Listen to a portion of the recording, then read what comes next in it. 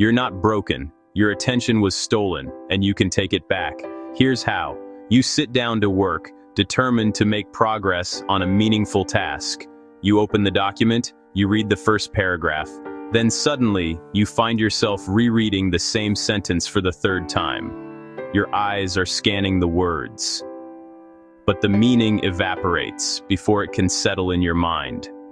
A flicker of unease registers, a subtle feeling of being stuck.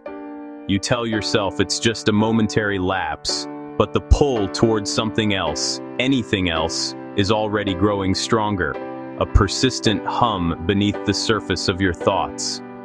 The urge becomes an action before you fully consent.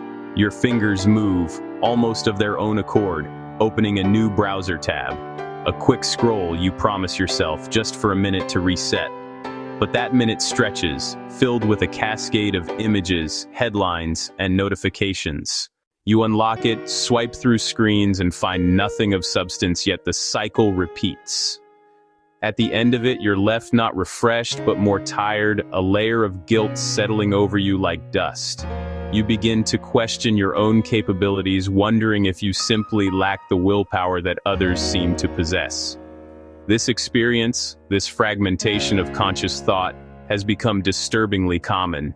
It's a shared anxiety in our modern world, a quiet and persistent hum of mental static that makes deep work feel slow and makes life itself feel unnecessarily noisy and cluttered. You are not alone in this struggle. So many people feel this way, caught in a loop of distraction and self-recrimination. It's crucial to understand that this is not a personal failure.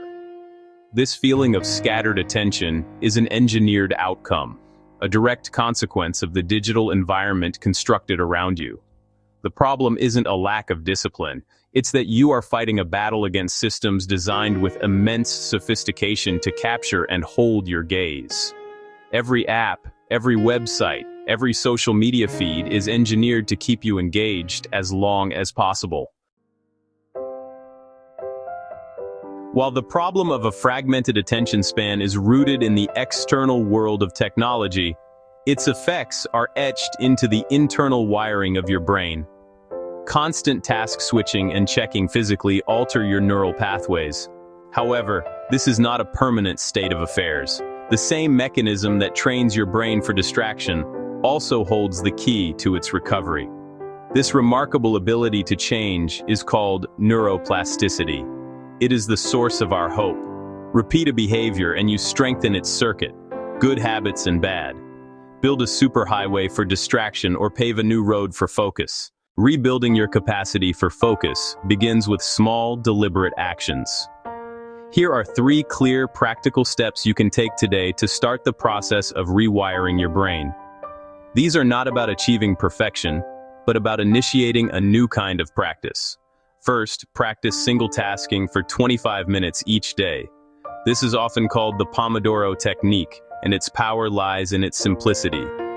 Choose one, and only one, task you want to work on.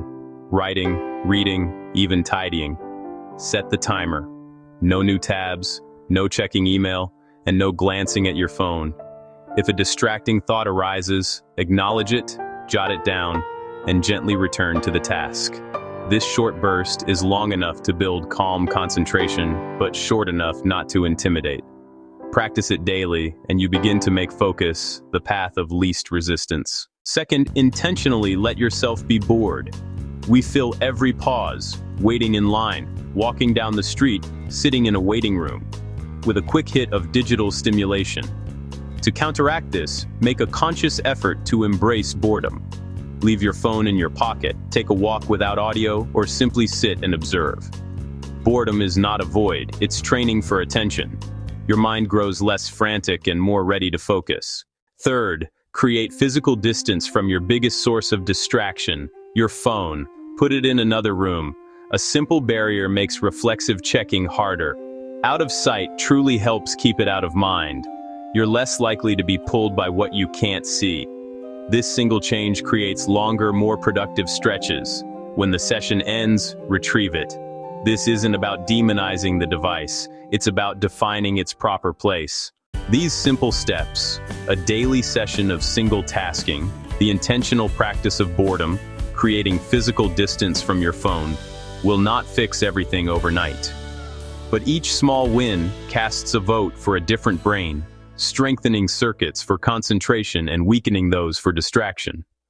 Focus isn't a talent, it's a muscle you stopped using. Start today.